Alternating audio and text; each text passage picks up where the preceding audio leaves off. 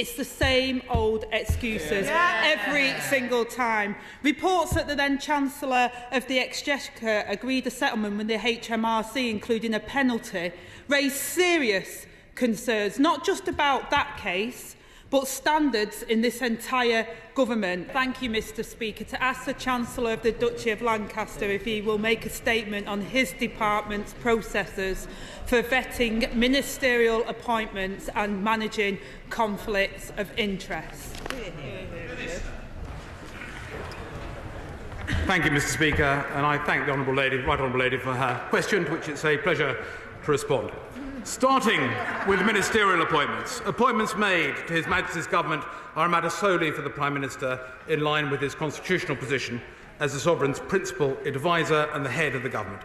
It is for the Prime Minister to recommend individuals for appointment.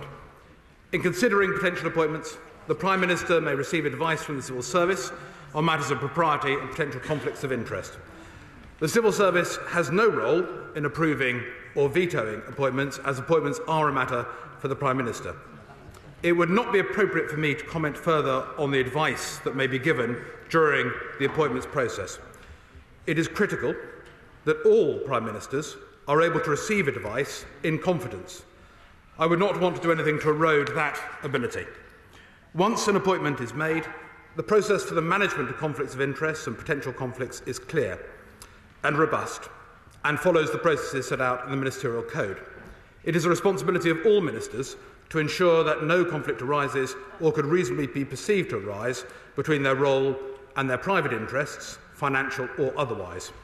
That is ultimately incumbent on the individual, and this is clearly set out in the Ministerial Code. Ministers should declare and manage potential conflicts of interest, working with their Permanent Secretary and the Independent Adviser on ministers' interests. They are under an ongoing duty to further declare relevant changes to their interests. Honourable members will be aware that the Prime Minister has appointed Sir Laurie Magnus as his Independent Adviser on ministers' interests. Sir Laurie will be taking forward the work on the declaration of ministers' interests in line with his published terms of reference. As the Prime Minister confirmed this morning, the Independent Adviser will also be conducting an investigation to establish the facts surrounding the matters concerning my right honourable friend, the member for Stratford-upon-Avon, that have been subject to media reports over the weekend. I know that Sir Laurie will bring integrity and rigour to the role of Independent Adviser, and the outcome of his work will be made public in due course. Angela Rayner.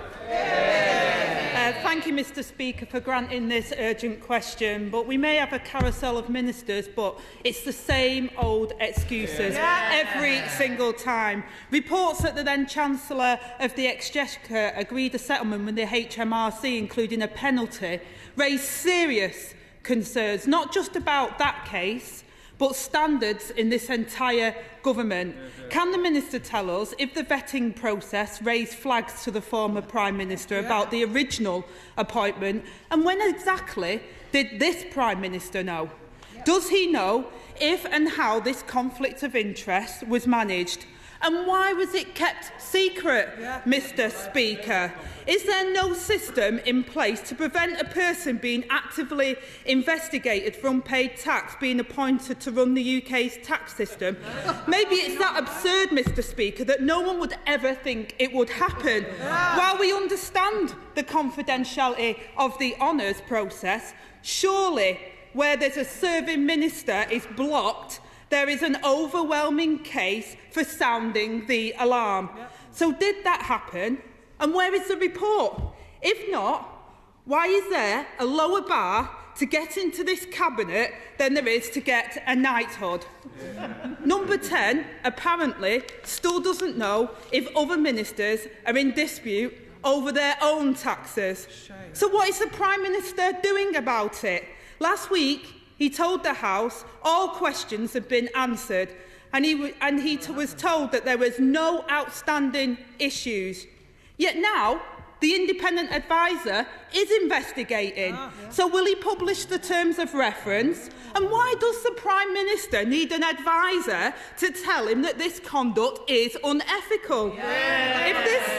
if this isn't a breach of the ministerial code, surely the code itself is wrong, Mr. Speaker, and it's the Prime Minister's job to fix it.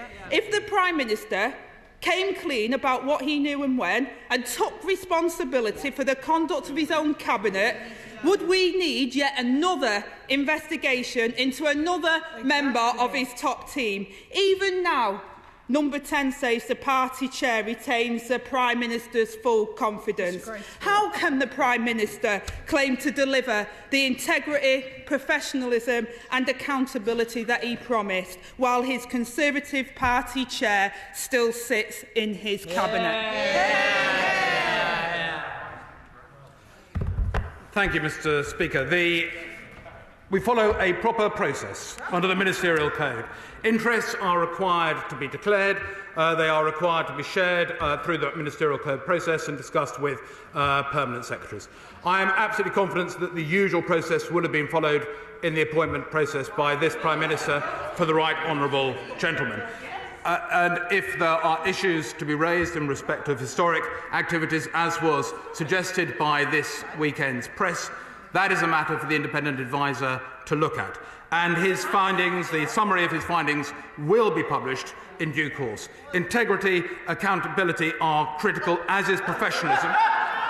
And this government will wait and hear the facts before taking decisions based upon those facts.